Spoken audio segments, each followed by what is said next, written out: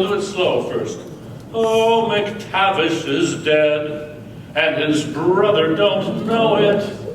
His brother is dead, and McTavish don't know it. They're both of them dead, and they're in the same bed, and neither one knows that the other is dead. Now, everyone, ready? Oh, McTavish is dead, his brother don't know it. His brother is dead, McTavish don't know it. They're both of them dead, and they're in the same bed, and neither one knows that the other is dead. Linda Lascola and I have been embarked for several years in a project where she does the interviewing. We've been interviewing closeted, non-believing clergy across the spectrum. We've got Catholics, Baptists, Mormons, Seventh-day Adventists, Orthodox Jewish rabbis. We've got quite a spectrum now of pastors. These are people who have congregations now. Not only do they no longer believe the creed that they are hired to teach, but they can't get out. They discover when they take their first course in the Bible as literature, they take their first course in textual criticism, historical criticism, a lot of things they never learned in Sunday school. And this time we've interviewed a few seminary professors as well to see what their take is on this. And there's no question this is a shock for many students when they get to seminary. You know how colleges and universities in the United States, I assume in Canada, they often, these days, have to have a special office, a special program to deal with student drinking, student sexual misadventure, and so forth, student drug use. In seminaries, they usually have a special office dealing with student dismay at what they learn in their Bible classes. Then they are confronted with a terrible choice early in their seminary life. They could say, oh, I'm out of here. Nope, not for me. I never imagined it was like this. I'm going to do something else with my life. Or, well, I don't know, I think I'll tough it out a little longer. I'll see if I can, I'll reconcile what I'm just learning now somehow. I'll reconcile it, and I can go ahead and do this. After all, this is my big life project. The lucky ones are the ones that leave. The ones that tough it out and they do it for the best of motives are very often in for a terrible future. A book by former minister Jack Good called The Dishonest Church spells this out in wonderful detail, very disturbing detail. Caught in a trap that was baited with their own desire to be good. Their own innocent desire to be good is the very motive force that got them stuck in this way. It's not greed, it's not like Ponzi schemes. They got trapped by their desire to help other people. The heavy hitters, the major league defenders of religion, to comment week after week. So we had Marty and Marcus Borg and John Shelby Spong, if you know those names, and several dozen others. And here's what none of them said. Nobody expressed any surprise or skepticism that we could find half a dozen closeted, non-believing clergy. Everybody in every church knows that it's a big problem. And nobody knows how big it is.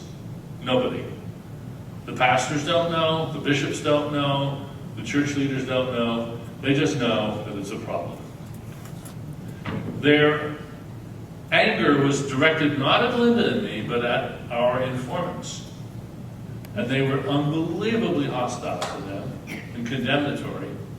And it reminded me for all the world of the hostility of magicians when another magician tells how the tricks are done. You're giving away trade secrets.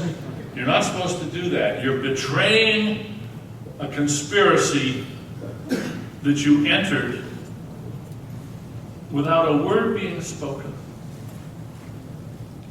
They go to seminary, they get in those classes, and they find their professors just making assumptions, which, why are they assuming that? And pretty soon, either they're going to have to challenge the teacher, some of them do, or they sit there sort of shaking their head and wondering what's going on, and before they know it, there's no secret handshake, there's no sign, there's no signing on the dotted line. They're complicit in this systematic hypocrisy where there's what we can say here in the seminary, and there's what you can say from the pulpit. And they're two different things.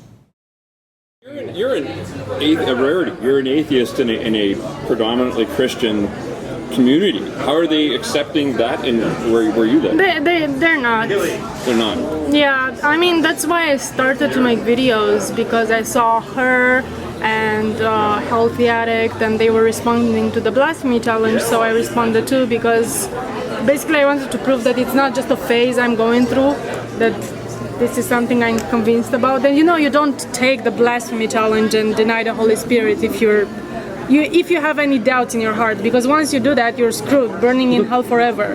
You can do whatever else, you can rape and murder and torture and do whatever else, and God forgives you. If you deny the Holy Spirit, burning in hell forever. Isn't that the funny thing? I mean, like, it is, you can do it's anything hilarious. as long as you save. It's so silly. Except denying the Holy Spirit. That's the one thing. If you say one time, I don't believe in the Holy Spirit or something like that, then you're screwed. I deny the Holy Spirit. You say the magic words. I deny the Holy Let's Spirit. say it in unison. I deny the Holy Spirit. That sounded Hey, you know what? That did. In fact, we could probably freak some people out here if we do this chanting thing as we wander past the tables. Oh yeah, we can do it. We do it like Let's get a whole bunch of children to chant that.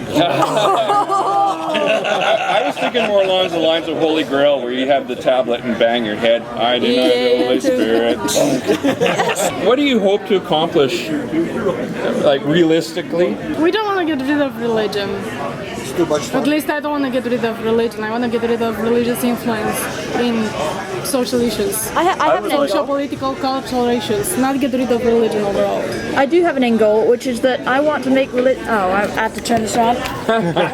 I want to make religion uncool and unfashionable, and I don't want people to be too, like, if you need religion, if you psychologically need religion, okay, fine, we'll be religious. I just want you to be slightly embarrassed to bring it up in normal conversation. Rather than risking, losing a child custody case because we don't believe, right? I would rather it be that society raises their eyebrows at the guy who thinks that snakes can talk and that donkeys do see invisible ghosts. And if you believe that kind of nonsense, people should be looking at you with a great deal of scrutiny and saying things like, "This God of yours, is he in the room now?"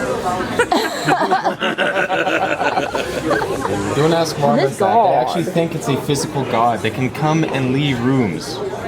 We were on the Mormon temple visit, and they mentioned that during the tour. He lived, he died, no more Jesus. Now we have However, according to remember it's Judeo-Christian, and in the Jewish tradition they also say that God hid his face from Moses with his hand and turned so that Moses would only see his backside. He's kind of So mooned God him has an ass. a little bit. He mooned Kind him of a little mooned him bit, yeah, so he's got a moon. So if we did a criminal lineup, would he recognize God's ass in the lineup? How do you not lose your patience with people when they're saying ridiculous Ask Peter. He things, seems to be right? very good at it. Yeah, Peter I mean, Boghossian. to your point, you and I were talking about this. There's kind I'm of, not sure I could do it. I know. And, I find the medications very helpful. Do you actually know how meditation works? No, I didn't say meditation. I said medication. Oh, medication. Yes. Okay. And I can put up with so much more I've got some in bullshit. my room, actually. I can testify to that. Today, Yeah. What did you take? Some? overdose on my anxiety pills, anti-anxiety You pills. have anxiety pills? Yeah, I take pregabalin. Yeah, I have some. No wonder you're so chilled out on stage. Well, ecstasy doesn't You work take on an me because I anxiety take pill psoriasis. every day? Yeah, Why? What, is because it I have general anxiety disorder. Is it an SSRI? I get panic attacks without it, and they are no fun because you feel like Probably you're isn't. dying. Yes, You feel I've like had you those. have a heart attack and you die, and it's Christian not against those. fun. Yeah, no, I got a friend that has that Not too. judging.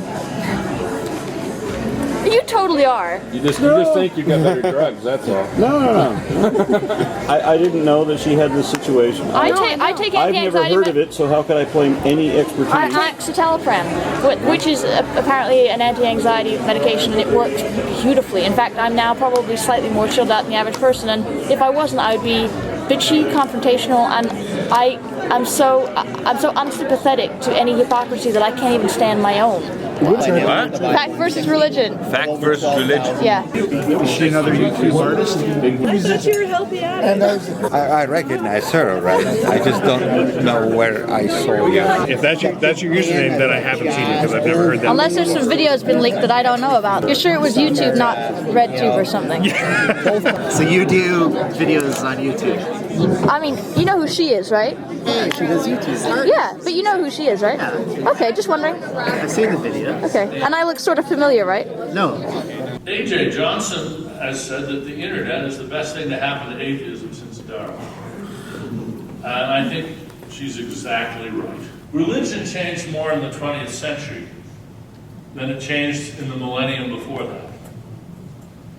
And I think it's going to change more in the next 10 years than it changed in the 20th century. It may well be in our lifetime that this building will become the European Museum of Roman Catholicism.